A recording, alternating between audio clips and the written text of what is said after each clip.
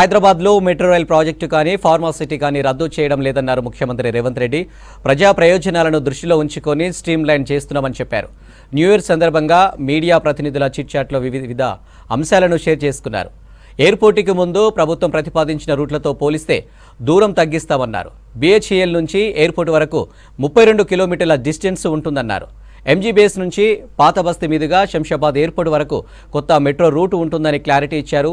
నాగోల్ నుంచి LB Nagar, OYC hospital మీదుగా చంద్రాయనగుట్ట దగ్గర ఎయిర్పోర్టుకు వెళ్లే మెట్రో లైన్ లింక్ చేస్తామన్నారు సీఎం రేవంత్ రెడ్డి. మియాపూర్ నుంచి అవసరమైతే రామచంద్రపురం వరకు మెట్రో పొడిగిస్తామని చెప్పారు. అవసరమైతే మైండ్ స్పేస్ వరకు ఉన్న మెట్రోని ఫైనాన్షియల్ డిస్ట్రిక్ట్ వరకు ఎక్స్టెండ్ చేస్తామని క్లారిటీ ఇచ్చారు రేవంత్. గచ్చిబౌలి ఏరియా నుంచి ఎయిర్పోర్టుకి మెట్రో వెళ్లేవారి సంఖ్య తక్కువే అన్నారు.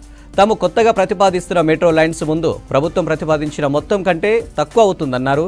ఫార్మాసిటీని అంచెలంచెలుగా ring road, regional ring road మధ్య ప్రత్యేకంగా క్లస్టర్లను ఏర్పాటు చేస్తామన్నారు ముఖ్యమంత్రి. జీరో కాలుష్యంతో ఈ క్లస్టర్లు ఏర్పాటు చేస్తామని తెలిపారు. అక్కడి పరిశ్రమల్లో పనిచేసే వాళ్ళకి గృహ నిర్మాణం కూడా ఉంటుందని చెప్పారు సీఎం. అక్కడి వారు ఎవరు హైదరాబాద్ వరకు రాకుండా అన్ని ఏర్పాట్లు ఉండేలా క్లస్టర్లు ఉంటాయని వివరించారు.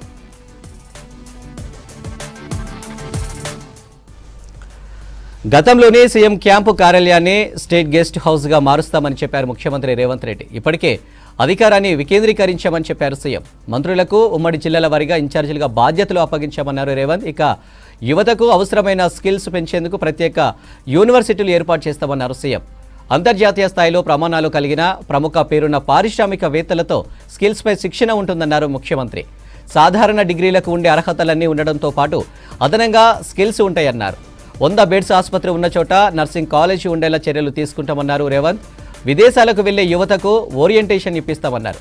ఆయా దేశాలకు అవసరమైన మ్యాన్ పవర్ ప్రభుత్వం నుంచి అందిస్తామన్నారు సీఎం. దీంతో యువతకు ఉపాధి అవకాశాలు మెరుగుపరుస్తామని తెలిపారు. మన దగ్గర పెద్ద సంఖ్యలో యువత ఉందని, వారికి ఆసక్తి ఉన్న విభాగాల్లో శిక్షణ ఇప్పిస్తామని చెప్పారు. ఈ నెల 3న PCC విస్తృత స్థాయి సమావేశం ఉందని చెప్పారు సీఎం రేవంత్ రెడ్డి. ఎన్నికల టైంలో ఇచ్చిన హామీ మేరకు పదవులు ఇస్తామన్నారు. పార్టీ కోసం పనిచేసిన వారితో నామినేటెడ్ పదవులు భర్తీ చేస్తామన్నారు రేవంత్. తనకు దగ్గరనో బంధువులనో పదవులను ఇచ్చేది ఉండదన్నారు. ఏది చేసినా విస్తృత స్థాయి ప్రయోజనాలను దృష్టిలో ఉంచుకొని పదవులు భర్తీ చేస్తామన్నారు సీఎం రేవంత్ రెడ్డి. ఇక ప్రెస్ అకాడమీ చైర్మన్ భర్తీ చేసిన తర్వాత జర్నలిస్టుల సమస్యలు పరిష్కరిస్తామన్నారు ముఖ్యమంత్రి.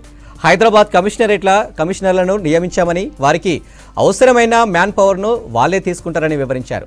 అధికారుల నియామకాల్లో సామాజిక న్యాయం కూడా జరిగేట్లు చూస్తామన్నారు.